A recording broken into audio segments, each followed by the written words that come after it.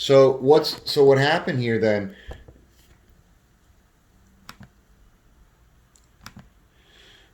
Right here, okay, right here, they're at ref plus 25. They have a lot more speed than what they need. Okay, the reason for that is because remember, they're flying. Let me share with you the whiteboard. They're flying into this wind shear over here.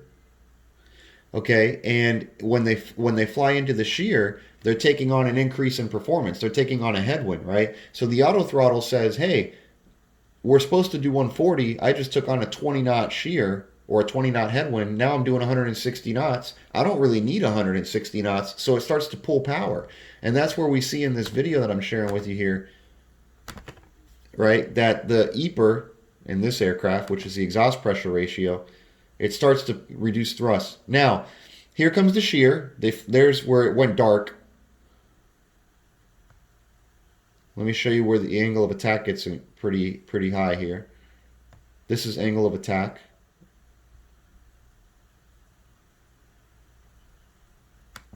Okay, so look at that. Angle of attack comes up. Let's see. And look at the speed. The speed drops off quite significantly, right? So what's happening now is that, okay, my angle of attack comes up, their airspeed drops off, and you hear the mention of what's VREF. Okay, now, boom, now look at where they bring the angle of attack. They reduce it, right?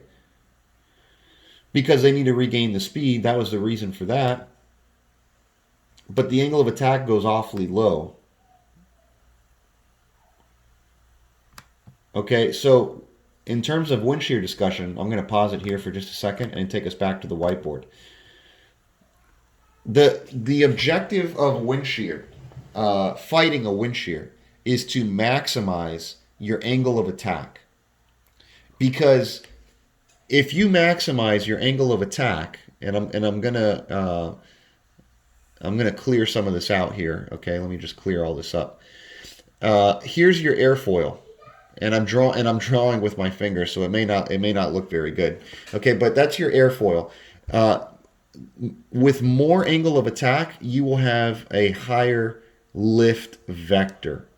Now, you have to understand what angle of attack really means, right? So angle of attack means the difference between the relative wind. So you have wind flowing over your airfoil like this, right?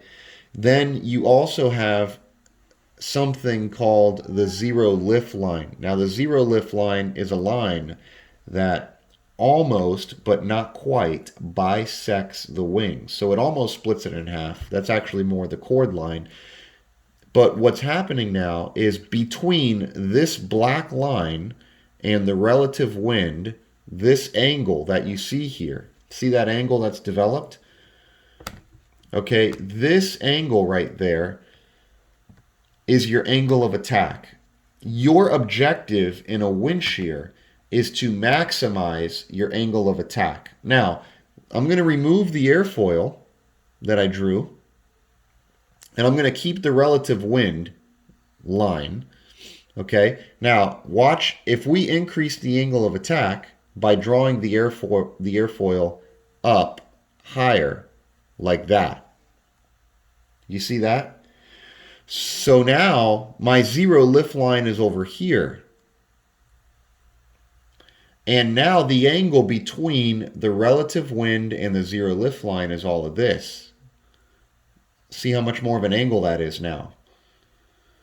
And if you can hold that angle there as long as you possibly can, that is what's going to be able to generate for you the maximum amount of upward lift in this direction. And that's the reason for Boeing saying go to the stick shaker if needed and hold the stick shaker. See, because at the stick shaker, you are at an impending stall. You're not really stalling when you hit the stick shaker, right? So because you're not really stalling when you hit the stick shaker, Boeing says you can go all the way to the stick shaker and just fly in and out of the stick shaker. And by flying in and out of the stick shaker, you're basically maximizing this angle of attack. When the stick shaker sounds, you reduce it just a little bit. And if you find that your vertical speed is such that you're still sinking, you're still in a descending flight path, right? Then you can go back to the stick shaker to maximize the angle of attack and get your vertical speed under control, where we're no longer descending. Now, your pilot monitoring is crucial, right? Because the pilot monitoring needs to call out your vertical path, but the vertical path are all based off of radio altitude. They do. You should not have a pilot monitoring calling out a vertical trend that is not based on radio altitude.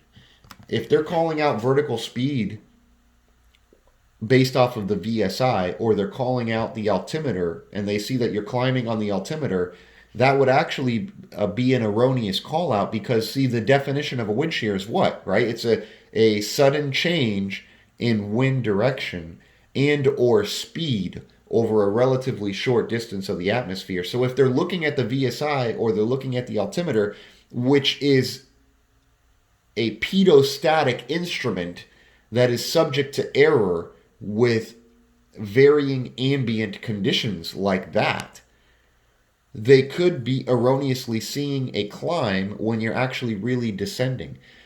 So the radio altitude is not a pedostatic instrument. The radio altitude is based entirely off of a separate independent system that is not subject to error with varying ambient conditions like that. So pilot monitoring needs to be calling out your vertical path.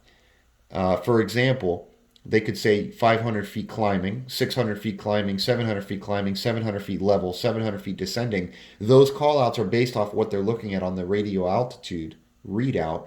And your job as the pilot flying is to maximize the angle of attack by reaching the stick shaker and going in and out of the stick shaker so as to keep high alpha without stalling. And you'll notice in the Boeing recovery procedure, it doesn't, by the way, Airbus is the same way. They don't mention speed. So pilot monitoring should not be saying, hey, your speed is low, your speed is slow, your speed is this, right? They're not saying speed because they don't want you to hear of a speed issue that causes you to bring the nose down. Your indication to bring the nose down is not a speed, it's the stick shaker. Does that make sense so far? Oh, I don't think I can. Let me see if I can plug this. Can you hear me now? Okay, great. I hear you. Yeah, man. I wasn't hearing what you were saying, but does that make sense so far?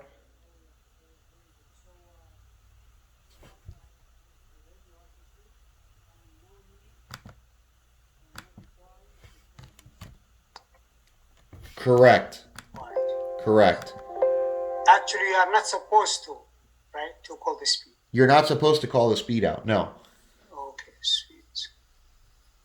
Okay, very good. Okay, excellent. Very good.